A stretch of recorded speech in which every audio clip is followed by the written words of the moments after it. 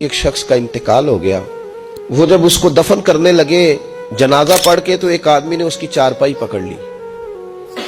اس نے کہا اس نے میرا 45 لاکھ روپیہ دینا ہے, پہلے پیسے دو گے پھر دفن کرنے دوں گا. پیسے دے دو دفن کر لو. دور سے پکڑی. اب رش ہے, 3 بیٹے بھی تھے تو جائیداد بھی تھی, سارا کچھ تھا. ان 3 بیٹوں سے لوگوں نے کہا کہ تیرے ابے کو وہ دفن نہیں کرنے دے رہا, شور ہے. تو اور وہ بندہ بھی وہ تھا جو بڑا قریبی تھا اس کا, اس کے والد کا پارٹنر تھا, تعلقات تھے. تو اس نے کہا کہ پہلے پیسے دو پھر دفن کرنے دوں گا. اب وہ 3 بیٹے کہنے لگے کدھر سے پیسے دیں, 45 لاکھ ہی کہہ دیا ہے, ہمیں تو ابا نے کوئی نہیں بتایا, حالانکہ جائیدادیں ہیں, مکان ہے, سارا کچھ ہے.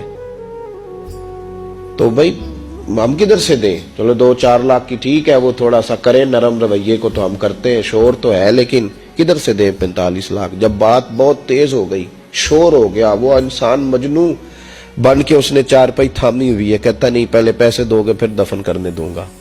3 بیٹے تھے تو ایک بیٹی بھی تھی. بیٹی کو گھر میں پیغام گیا کہ تیرے ابا کو دفن نہیں ہونے دیتے. اس نے سارا زیور اتار کے بھیج دیا.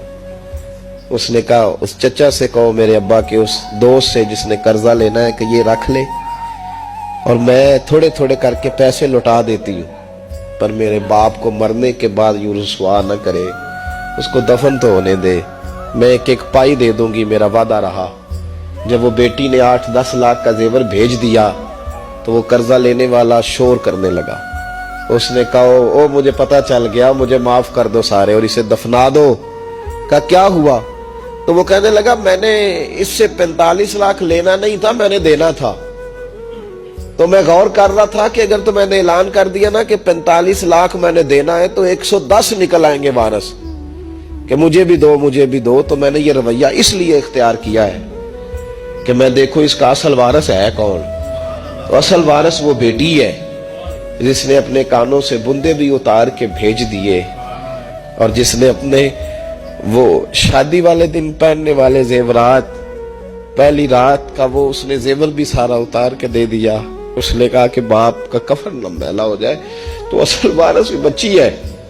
اس نے کہا اس نے مجھے وصیت کی تھی ہر ایک کو نہ دے دینا, میرے اصل وارث کو دینا, تو مجھے اصل وارث مل گیا ہے, اب میں کسی اور کو نہیں دوں گا, اس بیٹی کو دوں گا جس نے باپ کے لیے قربانی دی.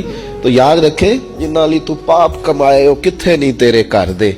تو اس لین دین کے معاملات اپنے صاف ستھرے رکھیں, ان کے اندر کسی قسم کی وہ چیز نہ پیدا کریں کہ جو ہمارے لیے بڑی باعث پریشانی بن جائے.